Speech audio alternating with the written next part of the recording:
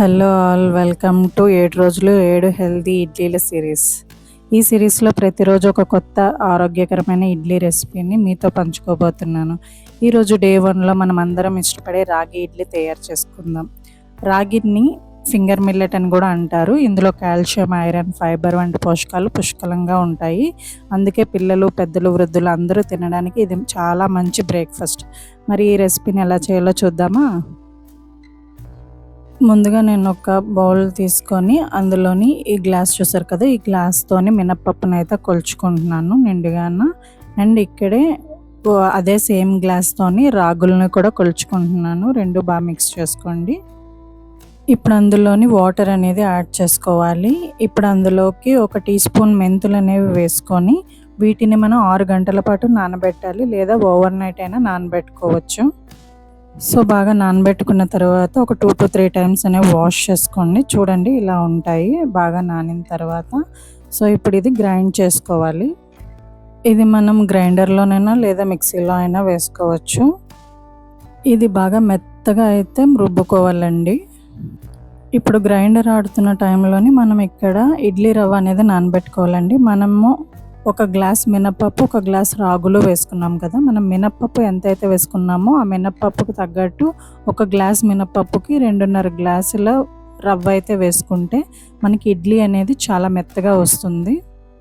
So నేను ఇక్కడ 2.5 glasses అయితే తీసుకుంటున్నాను. రవ్వ వేసుకొని వాటర్తో బాగా వాష్ చేసి కొద్దిసేపు వాటర్లో బాగా నానబెట్టుకోవాలి. ఇప్పుడు గ్రైండర్లో మెత్తగా ఆడుకున్న రుబ్బుని ఒక గిన్నెలోకి తీసుకోవాలి. మనం ఆల్రెడీ నానబెట్టి ఉంచుకున్న ఇడ్లీ రవ్వ ఉంది కదండి, దాన్ని గట్టిగా పిండుకొని ఇందులో వేసేసుకోవాలి. అండ్ ఇక్కడ మనకి కొంచెం సాల్ట్ అనేది యాడ్ చేసుకొని బాగా మిక్స్ చేసుకోవాలి. మిక్స్ చేసుకొని మూత పెట్టేసి 8 నుంచి 9 గంటలు ఫెర్మెంట్ అవ్వనివ్వాలి. మనకి ఇలా 8 నుంచి ఒక 10 గంటలు ఫెర్మెంట్ అయ్యేనా లేదా రాత్రంతా ఫెర్మెంట్ అయ్యేలా ఉంచండి. బాగా పులిసిన తర్వాత పిండి తేలికగా గాలితో నిండినట్టుగా ఉంటుందండి. ఇదే మెత్తటి ఇడ్లీలకు అసలైన సీక్రెట్. చూసారు కదా ఎలా వచ్చిందో. దీన్ని బాగా మిక్స్ చేసుకోవాలండి.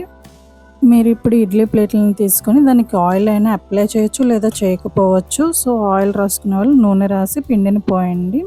స్టీమర్ లేదా ఇడ్లీ కుక్కర్లో 10 నుంచి 12 నిమిషాల పాటు ఆవిరిపై ఉడికించండి. బాగాను ఉడికిన తర్వాత 2 నిమిషాల పాటు చల్లారనివ్వండి. ఆ తర్వాత స్పూన్తో నెమ్మదిగా తీయండి. ఎంత మెత్తగా, ఎంత స్పాంజీగా ఉన్నాయో, నిజంగా పత్తిలా మెత్తగా ఉంటాయి. ఈ రాగి ఇడ్లీని కొబ్బరి చట్నీ, పల్లీ చట్నీ లేదా వేడివేడి సాంబార్తో తింటే రుచి మరింత అద్భుతంగా కూడా ఉంటుందండి.